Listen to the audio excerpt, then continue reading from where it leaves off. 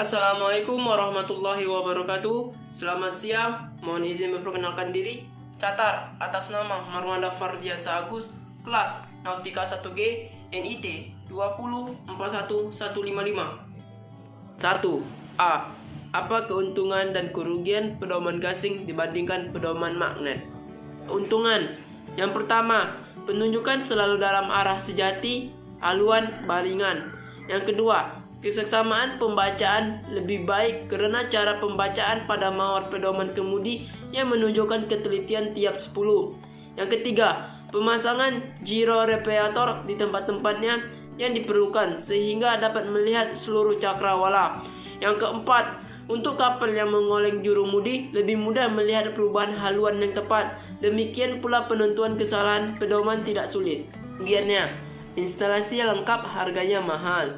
Yang kedua, susunannya rumit karena suatu gangguan arus listrik yang kecil saja di dalam pesawat itu akan mengakibatkan ketidakakuratan penunjukan.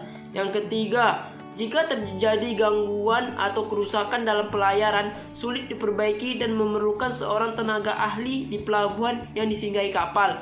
Yang keempat, pedoman gyro sangat sensitif terhadap perubahan tegangan listrik di kapal karena sumber tenaga gyro berasal dari listrik kapal. 1. B. Dari beberapa pedoman jenis yang ada di kapal, pedoman magnet, pedoman gasing, dan pedoman elektronik, pedoman manakah yang seharusnya menjadi patokan dalam mengemudikan kapal dengan aman? Jadi, pedoman yang aman saat mengemudikan kapal adalah pedoman magnet. Karena pedoman magnet adalah satu-satunya jenis pedoman yang tidak menggunakan kelistrikan kapal, sehingga kekuatan gaya magnetismenya yang membuat pedoman magnet itu menjadi sangat peka. 2. A. Jelaskan tentang variasi. Variasi adalah sudut yang dibentuk antara utara sejati atau US dan utara magnet atau UM. Nilai variasi tergantung pada tempat di muka bumi dan waktu atau tahun. Variasi ditemukan di mawar pedoman, peta laut, peta variasi, buku kepanduan bahari. 2. B. Hitunglah variasi saat ini pada tahun 2014 jika tertulis di peta sebagai berikut. Yang pertama, variasi 2 derajat 30 menit timur pada tahun 2000 increasing annually 2 menit.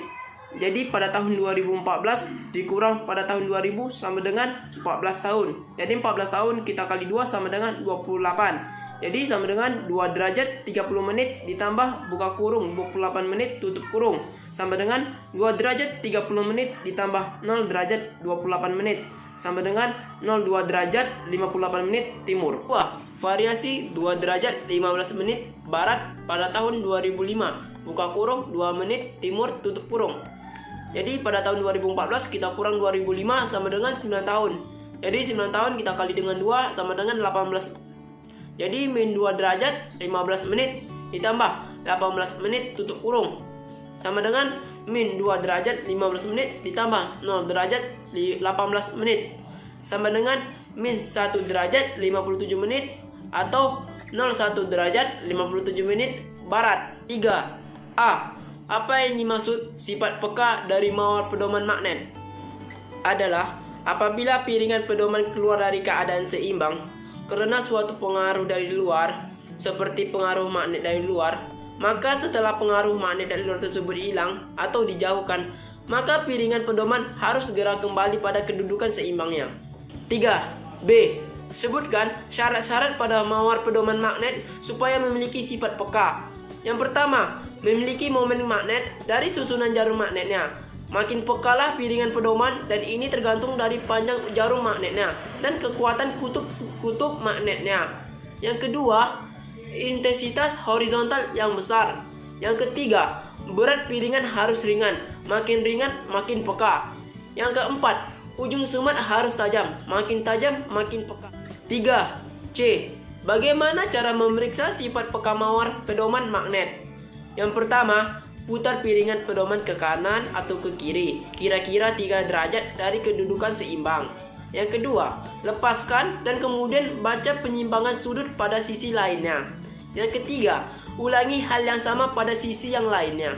Yang keempat, bila hasil penyimpangan pada sisi yang lainnya atau berselisih setengah saja, berarti piringan pedoman cukup peka. 4. A. Apa jenis zat cair yang terdapat di dalam pedoman magnet basah? Yang pertama yaitu ada air tawar atau aqua murni atau disebut dengan aqua destillata. Persentasenya 75% sampai 0%. Yang kedua ada ester atau alkohol murni 100%. Persentasenya 20% sampai 25%. 4. B. Fungsi dari zat cair tersebut. Yang pertama, untuk menurunkan titik beku air. Sangat berguna apabila pedoman ini digunakan di tempat-tempat tinggi atau daerah yang mengalami musim dingin, sehingga tidak mudah membeku. Yang kedua, untuk mengurangi kemungkinan korosi dari bagian-bagian ketel pedoman.